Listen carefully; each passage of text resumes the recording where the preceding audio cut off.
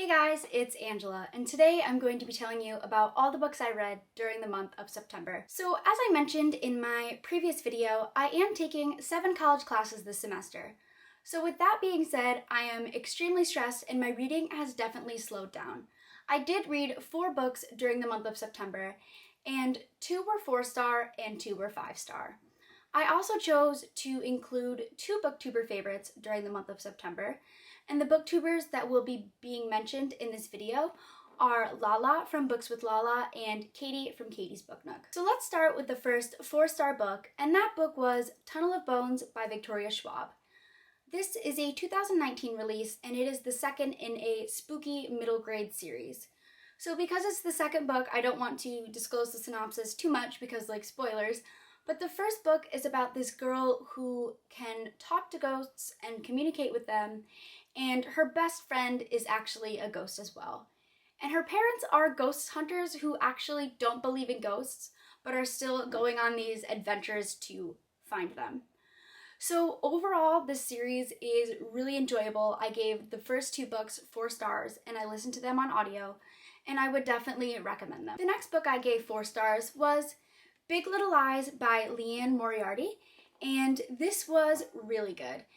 It's basically like a mystery thriller following a bunch of moms of kindergarten students, and you know at the beginning of the book that at the end of the book someone is killed at trivia night, and it's kind of leading up to that moment.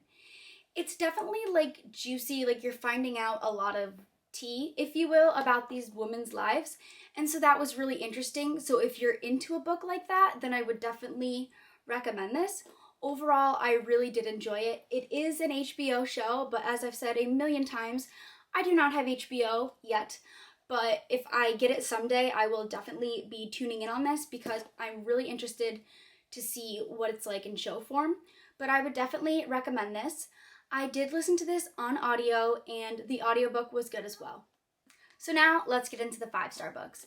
And the first book I'm going to be talking about is Turn of the Key by Ruth Ware, and Lala from Books and Lala has been raving about this book ever since she received the ARC, and she did say it has become one of her favorite thrillers, and I get it because it's definitely become one of mine. Now this is a story about this woman who is writing letters to her lawyer. She's currently in jail at the time when you pick up the book, claiming that she was not guilty of the murder of a child that she's being accused of committing. So within these letters, she's telling her lawyer basically the whole story. And you really forget you're reading letters because this book just becomes so immersive. So essentially, she becomes a nanny in a smart house, and a lot of things within that smart house technologically go wrong. And the smart house in this book kind of reminded me of the Disney Channel movie Smart House. I don't know if you've ever seen it, but I watched it as a kid. And it definitely reminded me of that in the way that things were like going wrong. But it was also really spooky and really eerie and left me guessing until the last page. And I was just so shook and blown away by the ending. So you guys know I talk a lot about chronic illnesses and disabilities here on my channel because I do suffer from them. And I will say, I don't think I've seen anybody talk about this, but there was chronic illness rep in this book. The main character was taking her inhaler, and she took it several times during the book, and it was just in like a subtle way that you could have like easily missed it, but it was there. And as someone who does have asthma and does use an inhaler, I feel like the representation was done well and appropriately.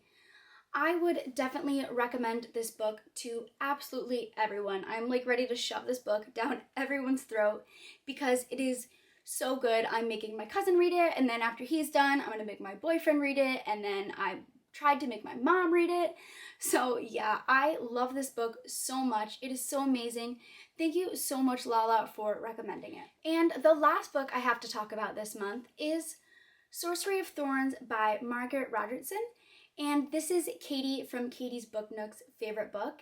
And it's really funny because if you know what Katie looks like, I'll insert a picture of her on the screen.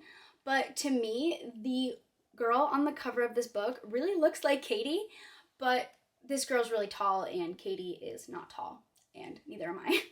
So yeah, this is a book. It is a standalone fantasy book, which I really enjoyed because you're able to consume the story all at once and not have to commit yourself to a series. But it's about this girl named Elizabeth, who, like I said, is tall, and she is a librarian in this fantastical library, which I think is so amazing. And I feel like I kind of have trouble describing the plot of this book for some reason, but I think that if you just know that, and if you just know that a lot of people like it, maybe you'll go in and read it. It's definitely darker than I anticipated, which was a really pleasant surprise. I did listen to this on audio because I didn't physically own it at the time. I had it on my Amazon wishlist, but then I noticed that Emma from Emma Books listed it on her Depop shop, so I took it off my wishlist and headed over there to purchase it. And this book is actually signed too, so that was a great surprise. So thank you so much, Emma, for listing this and allowing me to purchase it off your Depop. I will have her Depop shop listed down below if you're interested.